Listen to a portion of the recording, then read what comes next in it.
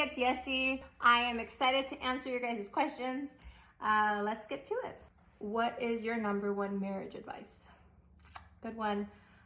I would say find how you communicate and your spouse communicates, because communication can sometimes be hard. Ooh, what is your number one friendship advice? I would hope I'm a good friend. Finding each other's love language is a big one, right? But also just taking time to check in, call your friend. This one is true. It says, I hear you like puppies. Do you have any? I one time was at a class and I got up and I introduced myself. I am to share something about you, and it was literally, and I like puppies. So I don't know who was in that class. There was a lot of people. It's hilarious that someone remembers that still. But yes, I do have one. He's not a puppy. He's 4 years old. He's this one right here. He's a big boy. Say hi. He's a cutie. What beauty tip would you give to a beginner? Go at your own comfort level. You might see the latest trends, but just do whatever you can and practice, practice, practice. And one of my biggest things I always say is blending is your best friend. When you specifically do eyeshadow, contour, any of that, you want to make sure that there's no lines, especially in your eyeshadow. You want it to just all blend. So take your time blending, make sure you use the right brushes, and tools also always make the best difference. There's always a brush for everything. If you have more questions, just send me a DM. Our next question is, what is something you learned about in marriage or dating? You guys gave me some good ones. So this one, I would say that the world doesn't always revolve around you, right? Me. And that you have to be sacrificial, especially when you're not in the mood to do it. That's the perfect opportunity for you to do it. So while dating, making sure that you're about the other person, even though you're not in the mood to be compassionate or whatever it may be. But you would want the same. This one, I think I know who it is because it always happened. And it was funny because you made it a joke. So I hope I'm not wrong. But it says, how come when I'm in drive-thru with you, you get free stuff? Mostly because it was free coffee. I don't know. I would get either an extra drink. Hey, we have extra drinks. Do you want to take them? And so I would take them back to work. Or it was the free drinks. Like I would order, and then all of a sudden I would try to pay, and they would say, oh no, it's on the house, you're fine. Which is really funny because it still happens to me. Even if I just compliment someone's hair, nails, and then they're like, you're so sweet, you don't even have to pay for your drink. It's really nice. It's awesome. Being on In the Vine, have you learned anything new? I like this one. And I would say I learned a ton of new things, especially in the first season when we talked about people's different walks in life and how they got through things and how God really made a miracle in their life. And it's beautiful to hear and to see, and how they overcame with the help of God. And on top of it, I think I learned so much from each cast member, Denise, Shekinah, and Melissa. Things that I know them, but just things that I would never expect have come out. And the podcast has been really fun for that. So I appreciate it. I'm sure every episode I learned something new about them. How did you meet your husband? I met my husband in JCPenney. We both worked there, and I worked in a department right next to his, and I would purposely go to the area that's closest to his department and work there, you know, to make myself available. And he would always compliment me, compliment my shoes, my hair, just a bunch of different things. And I'm like, he likes me. He claims he didn't, but I know he did. I know he did, because come on.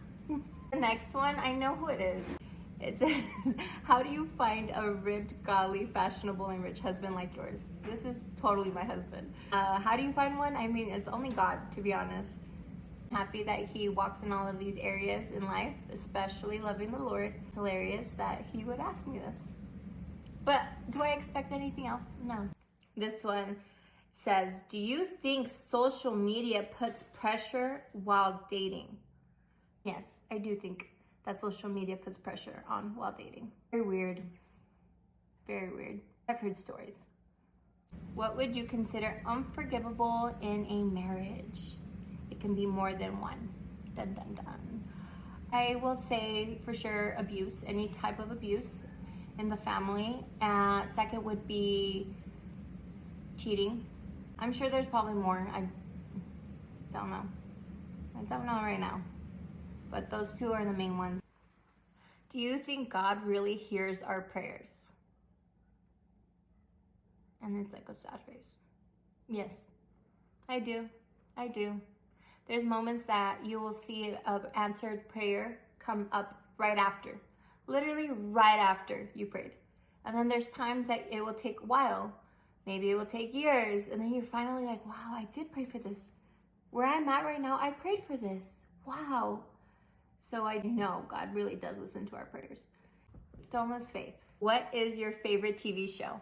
Now, I'm sure you guys expect me to say The Office.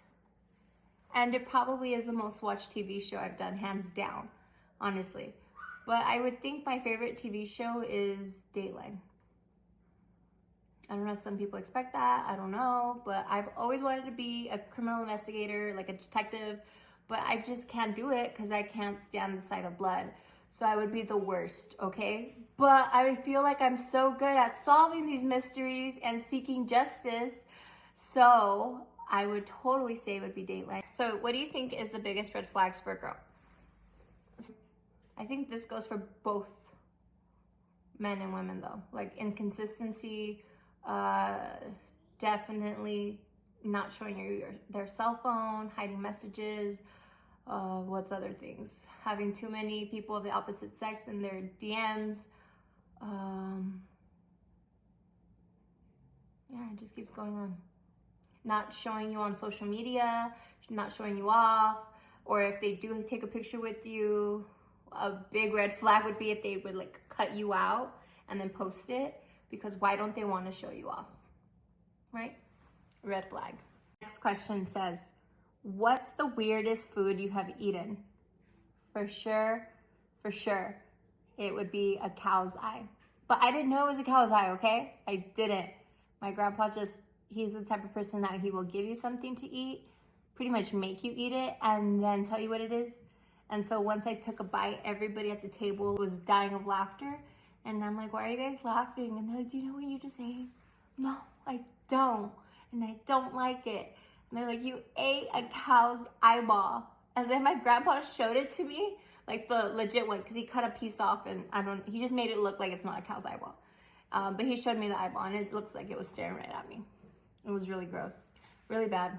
Don't recommend it. What is the best advice you would give to your friend who is single at the moment? The single thing is not it. To make sure you follow Christ. What is it? Follow the kingdom and all things will be given to you. And I truly believe that. I really do. I really do. Because I've heard it, when you're not looking for anybody, that's when it happens. And it was literally my walk with God that started. And then all of a sudden these things started coming around. And the single thing is not it. It's probably not the time, boo. Not the time. But it will be. This one is so cute. Super cute. This is one that like melted my heart when I read it. It was very sweet. It says, you are such an inspiration and hope to women through your faith, family, and life. How did you get this way? I did not know that, but I appreciate it. And I would definitely say it would be because of God and really seeing his way and his goodness and just seeing how his way is always the better way, to be honest. It's always helped me out. It's not always been the easiest, but it's the most rewarding. And I would say I love my family. I want to nurture them. I just love them so much. So this one is asking, what are you most confident about? And the thing I'm most confident about would definitely be that God is faithful and that God is good.